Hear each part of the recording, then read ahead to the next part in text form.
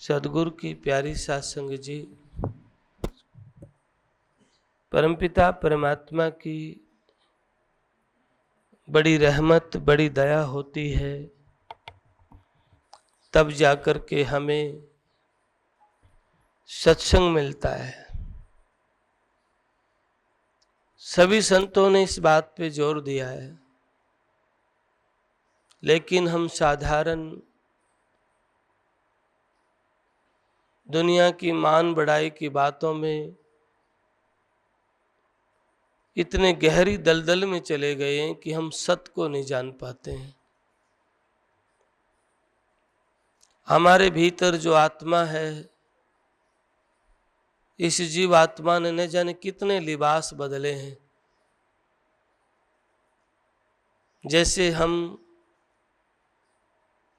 इस शरीर के लिबास बदलते रहते हैं, कपड़े बदलते रहते हैं, ऐसे ही आत्मा का भी शरीर लिबास है। एक दिन इस लिबास को भी बदल जाएगी, छोड़ देगी।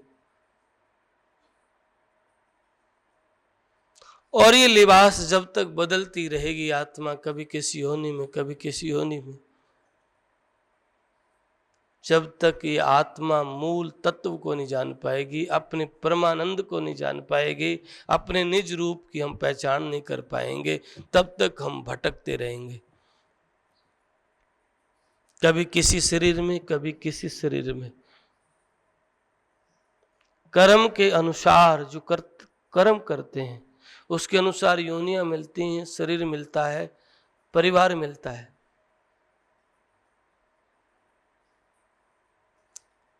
कर्म के जाल से व्यक्ति बच नहीं सकता, चाहे लाख जतन करे, देर सवेर वो वापस आएगा, इस शरीर में या अगले शरीर में। धृतराष्ट्र ने भगवान श्री कृष्ण से पूछा,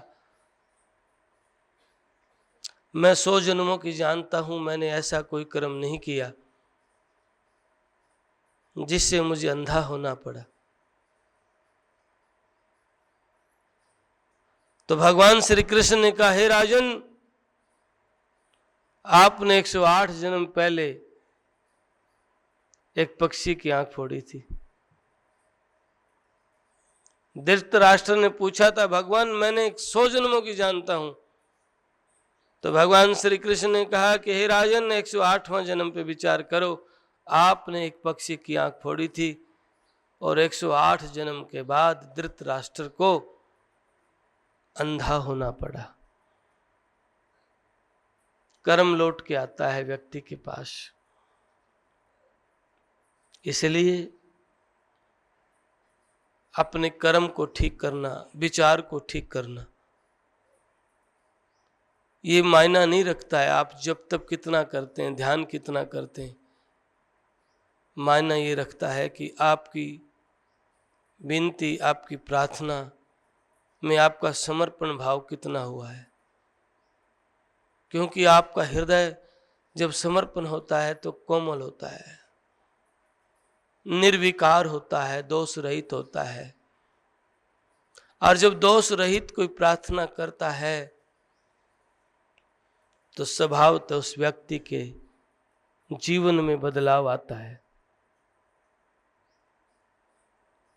देर सवेर एक दिन जाना सत्य है, अटल सत्य है।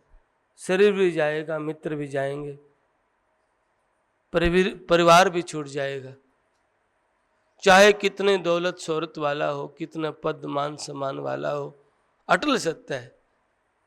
क्योंकि अवतार सरीखे रहन ना पाए, तेरा क्या अनुमाना रे।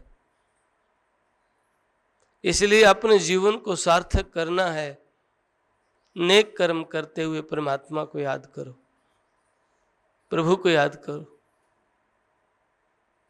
ताकि आत्मिक दौलत आपके पास हो।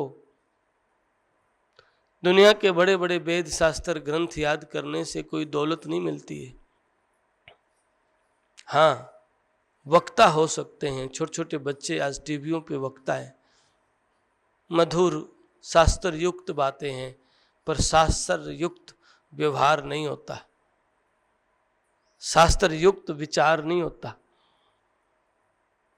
कितने लोग जो कभी भी स्कूल नहीं गए, कभी भी वेद शास्त्र नहीं पढ़ा होगा और मुक्त हुए हैं, आज बड़े बड़े प्रोफेसर उनकी वाणियों पे, उनके जीवन पे स्टडी करते हैं, अध्ययन करते हैं, शोध करते हैं, पीएचडी करते हैं।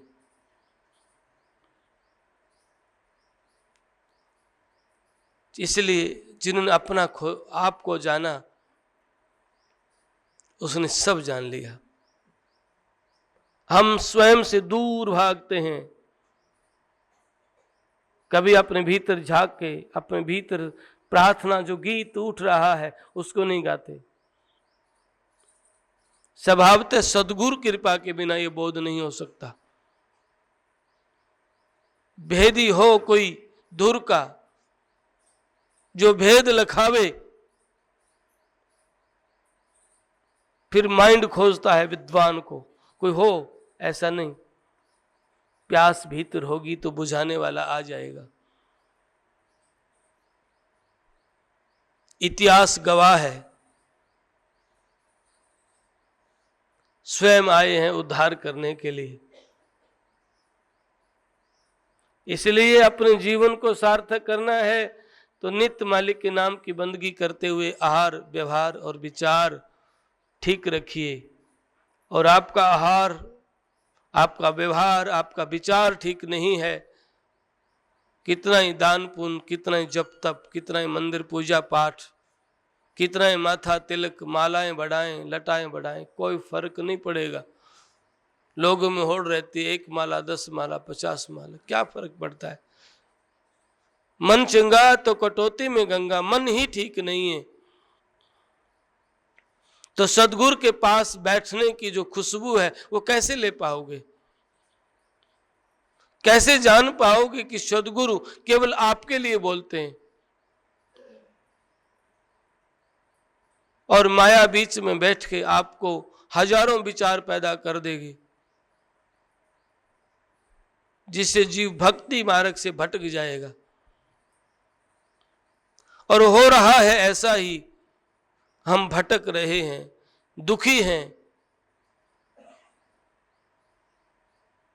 अपने जीवन को सार्थक आनंदित करना चाहते हैं, पर बेचैनियां, प्रारब्ध के कर्म, मनोदशा, मन वृत्तियां ठीक न होने की वजह से चित्त वृत्तियां में भटकाव बना रहता है।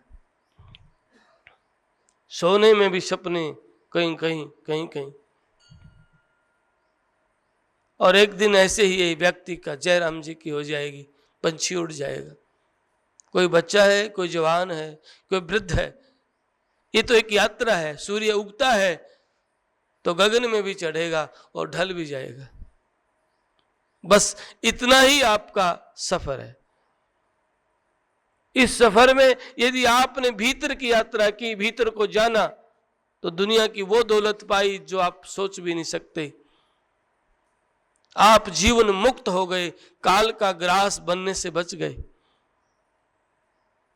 नहीं तो काल बड़ा बलवान है। काल मरोड़ा देवता, पैगंबर और पीर,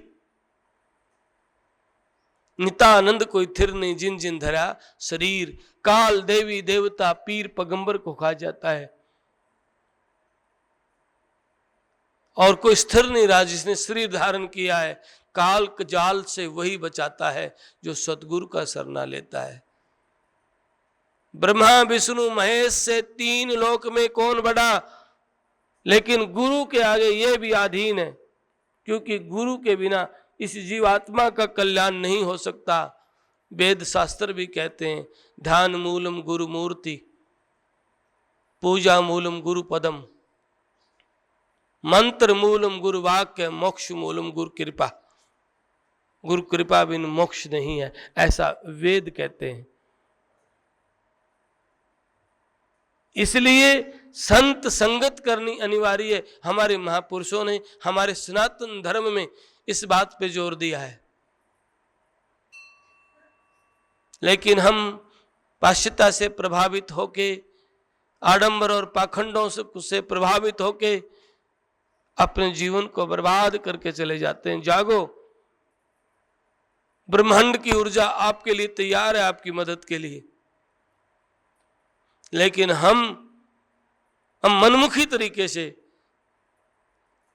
उस सत्य को नहीं जान पाते हैं, मनमुखी तरीके से व्यवहार करते हैं, नहीं जान पाते हैं। ऐसा नहीं है कि वो चेतना काम नहीं करती, मौजूद रहती है। जैसे स्वामी नित्यानंद दयाल 250 वर्ष पहले ये शरीर तो ओझल हो गया, लेकिन उनकी रजा, उनकी मेहर सदा बरसती रहेगी। ये आंखें नहीं देख सकती हैं क्योंकि सामर्थ्य नहीं है। महाभारत के युद्ध में अर्जुन ने भी नहीं देखा था विराट रूप, जब दृष्टि मिली तो विराट रूप देखा हो, क्योंकि वो नजर कोई और है। जिसको स्वामी नित्यानंद दयाल कहते हैं, जिन नैना हर देखियां वह नैना खुल जाई। वो नैन कोई और हैं जिनसे हरि दिखता है, लेकिन वो नैन कोई और नहीं, इसी नैन के भीतर छिपी हुई है। वो गुरु कृपा से मिलती भी है, खुलती भी है। स्वामी नित्यानंद दयाल स्पष्ट कहते हैं, दृष्टि माही एक दृष्टि है जो सकल सृष्टि से पार। इसी दृष्टि में एक और दृष्टि है जो सारी सृष्टि से पार है। आगे अगम अलेख है नित्यानंद करतार। दृष्टि माही एक दृष्टि है, सकल सृष्टि से पार, आगे अगम अलेख है नित्यानंद करतार। प्रिय बंधुओं, जैसे मोबाइल फोन को यूज करने के लिए अनिवार्य है लाइट से जोड़ना, चार्ज करना, नहीं तो कितना ही महंगा फोन डेड हो जाएगा। इसलिए अपनी बैटरी चार्ज करो। जब आप बैटरी चार्ज करोगे तो भीतर से संकेत आने शुरू हो जाएंगे, और जितना कोमल होगे तो उतने संदेश आएंगे। जितने अलझ बलझ रहेंगे संदेश थोड़े आएंगे। डबल माइंड हो सकते हो, संदेश नहीं आएगा, आत्मा की आवाज नहीं आती। फिर हम सुनना बंद कर देते हैं तो बहरे हो जाते हैं, फिर सुन भी नहीं पाते। इसलिए नित्य बंदगी, नित्य सिमरन, नित्य सेवा करिए। परमात्मा की चेतना काम करती है, संतों की मेहर काम करती है। इस पवित्र प्रांगण में स्वामी नित्यानंद दयाल ने 250 वर्ष पहले कहा था, धन है ये वन जिसमें परमात्मा को पाया। जो गुरुदेव सामर्थ्यनी स्वामी नित्यानंद दयाल ने अपने मुख से कहा कि धन है, तो यहाँ की धूल भी माथे के लगाने को मिल जाए तो परम सौभाग्य होता है। लेकिन मन के भटकाव की वजह से हम सत्य को नहीं जान पाते हैं। इसलिए प्रिय बंधुओं, नित्य सिमरन, नित्य सेवा करके शुक्रगुजार करें। मेहर के साईं, बड़ी दया है, मौका मिला है आपके दरबार में आने का, मौका मिला है आपके स्थान के दर्शन करने का। बड़ी किस्मत, बड़ी दया हुई आपकी, आपके सिर चरणों में बैठ के आप श्री के दर्शन करने का अवसर मिला है। आप मेहरबान हो।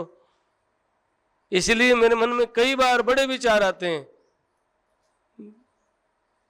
बड़े बड़े तपस्वी चकनाचूर हो जाते हैं, लेकिन अर्ज, विनती, प्रार्थना करने वाला मुक्त होता है।